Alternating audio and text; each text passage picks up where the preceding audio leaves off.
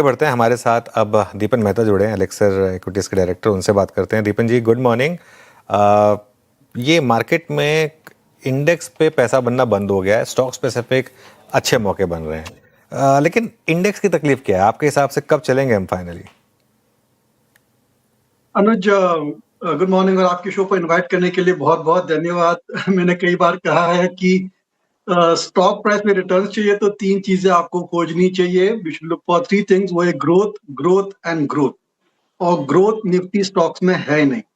आप software services देख लीजिए, आप बैंक्स देख लीजिए, आप कॉन्ग्लोमरेट्स देख लीजिए, या फिर आप सीमेंट कंपनीज देख लीजिए। जहां पर ग्रोथ नहीं है वहां पर पैसा आएगा नहीं। और जितना भी पैसा है लोकल इन्वेस्टर्स का, एफआईज का, वो that is working only in the small mid cap stock, IPOs में, प्राइवेट इक्विटी में। वहां पर पैसा जा रहा है। सो प्रॉब्लम निफ्टी का जो है, निफ्टी की ग्रोथ का है, वो स्ट्रक्चरल है।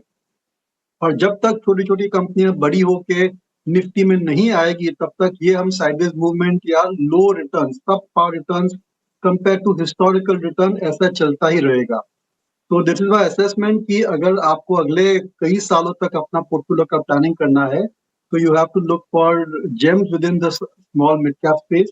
वहीं पर आपको अच्छे रिटर्न मिल सकते हैं, क्योंकि निफ्टी की जो कंपनीज है, एफएमसीजी देख लीजिए, निफ्टी की जो कंपनीज है, they are now just too big और टू मैच्योर, मैच्योर बिजनेसेस में है, इसलिए वहां पर हमें ग्रोथ नहीं दिख रहा।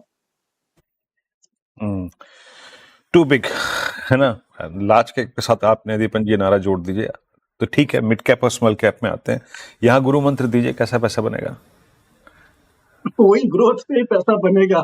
और ग्रोथ आ रहा है डिफेंस में, इलेक्ट्रिकल इक्विपमेंट में आ रहा है, रेलवे स्टॉक्स में आ रहा है, प्लेटफॉर्म कंपनीज में आ रहा है, प्रिसिशन मैन्युफैक्चरिंग में आ रहा है, anything related to data centre और एआई, जितना भी थोड़ा बहुत प्ले है वहां पर आ रहा है। तो क्या हो गया है कि there are investors to play many many micro investment themes.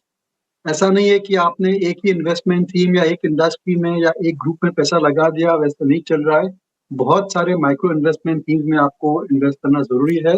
और ये थोड़ी कॉम्प्लेक्सिटी आ जाती है, लेकिन डाइवर्सिफिकेशन भी हो जाता है पोर्टफोलियो में। तो we have to look for such companies where there is something unique in them, और उनकी जो ग्रोथ है that is assured for next 2-3 years. Deepan ji, ये जो न्यू एज स्टॉक्स में मैसिव रैली आई, पेटीएम है, नायका है, इटर्नल है, आज अर्बन कंपनी है, इसको पहले तो आप कैसे देख रहे हैं और आपका प्रेफर्ड न्यू एज स्टॉक या स्टॉक्स कौन से होंगे? अनुज, ये जो न्यू एज स्टॉक्स है उनमें जरूर से बहुत ही करीबी से स्टडी करना चाहिए। और बहुत ही करीबी से स्टडी भी करना चाहिए और इनको ट्रैक भी करना चाहिए, क्योंकि ग्रोथ यहीं पर आ रही है। और ये जो कंपनियां हैं कुछ कुछ लॉस मेकिंग है, लेकिन जब प्रॉफिट में जाएगी और फिर उसके बाद 2-3 साल के बाद they will be into solid profitability, क्योंकि उनकी ऑपरेटिंग लेवरेज बहुत ही बढ़िया है। Having said that, with usual disclosure, हमारा इन्वेस्टमेंट है in Paytm and also in Eternal. ये जो हमारे जो होल्डिंग्स है वहां पर these are प्लेटफॉर्म कंपनीज। लेकिन बहुत सारे बढ़िया कंपनीज भी आए हैं। फिजिक्स वाला देख लीजिए, फिर अपना लेंस कार्ट है, मैन्युफैक्चरिंग कंपनी है, रिटेल कंपनी है, लेकिन फिर भी ऑनलाइन सेल्स है, वो भी एक बहुत ही बढ़िया बिजनेस है। उसके अलावा वी लाइक मीशो ऑल्सो। और ऐसे कई सारे स्टॉक्स हैं, इनको बहुत करीबी से ट्रैक करना जरूरी है।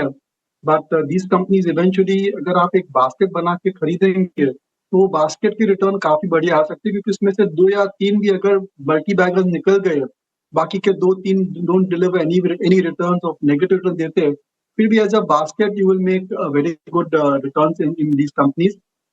और मेरे ख्याल से इनको थोड़ा समझने में थोड़ा वक्त लगता है। और सबसे इम्पोर्टेंट बात ये है कि आपको इसमें कॉन्फिडेंस रख के लॉन्ग टर्म में इन्वेस्ट करना है। ये जो प्लेटफॉर्म कंपनीज है, these are companies which you should have in your portfolio in the 2030s decade. तब उनकी बराबर की जो पोटेंशियल है वो नजर आएगी और रिटर्न्स हमें नजर आएंगे। Okay, eternal. अच्छा अच्छा दीपक जी, अभी आपने जिक्र किया कि डिफेंस में पैसा बनेगा। डिफेंस में आपके पोर्टफोलियो में या फिर आपकी जो विश लिस्ट, ये मतलब आपकी जो शॉपिंग की लिस्ट है, उसमें क्या क्या शामिल है? प्राइवेट मेजर्स या फिर पीएसयूज?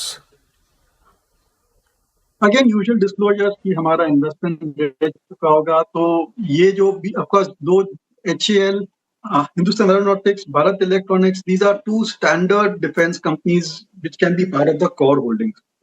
उसके अलावा रिसेंटली अगेन डिस्क्लोजर कहना चाहता हूँ क्योंकि हमारे व्यूज बायस हो सकते हैं। वो एक नई छोटी सी company call idea forge, which is sorry, हाँ, तो ये जो कंपनी है that is also into drone manufacturing, तो उसको भी हमने वहाँ पर हमने इन्वेस्टमेंट किया है। और उसके अलावा एक जो कंपनी हम बहुत करीबी से देख रहे हैं वो है पारस डिफेंस। यहाँ पर जो है इसकी खास बात यह है कि जितने भी ड्रोन्स बनते हैं वहाँ पर उनके कैमरास जाते हैं, तो drone manufacturing is gonna be a big boom for these companies, for the defence industry. तो वहाँ पर भी हमारा व्यू पॉजिटिव है। तो ऐसे 3-4 कंपनियां हैं, लेकिन on the whole defence space जो है वो थोड़ा महंगा है और हमें सही वक्त, सही अपॉर्चुनिटी के लिए थोड़ा रुकना चाहिए, क्योंकि वहाँ पर आई थिंक अभी मार्जिन ऑफ प्रोफाइल थोड़ा, सॉरी, मार्जिन ऑफ सेफ्टी थोड़ी लो है। इसलिए I would just like to wait and watch for some time before deploying more money to defence. और नए नए आईपीओ आते रहेंगे और there could be some indirect on defence as well. Okay, बिल्कुल डिफेंस पे बात हो गई। ये शुगर में जो मूव आया पिछले 1 महीने में, आपने देखा क्या और अपॉर्चुनिटी है क्या यहाँ पर?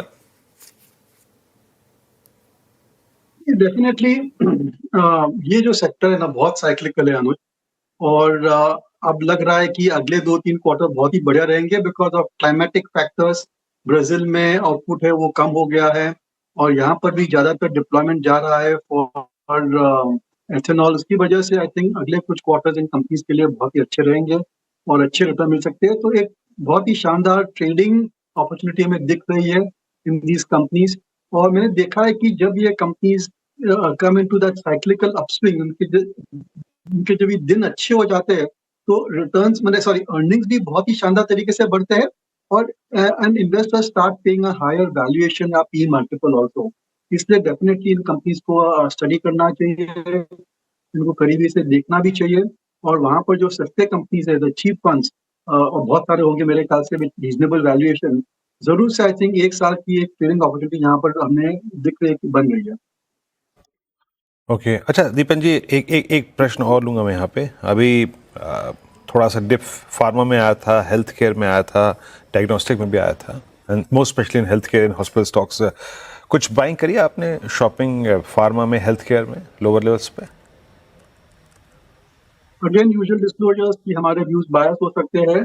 तो जो हेल्थ केयर में है, ऑफ कोर्स बहुत ही सालों से हमारा इन्वेस्टमेंट है with usual disclosure in Apollo hospital, और वहाँ पर एक बहुत ही बढ़िया स्प्लिट होने वाला है जिसकी वजह से we will get value unlocking opportunity. और इसके जो नतीजे आए हैं पिछले कुछ क्वार्टर से बहुत ही बढ़िया आए हैं।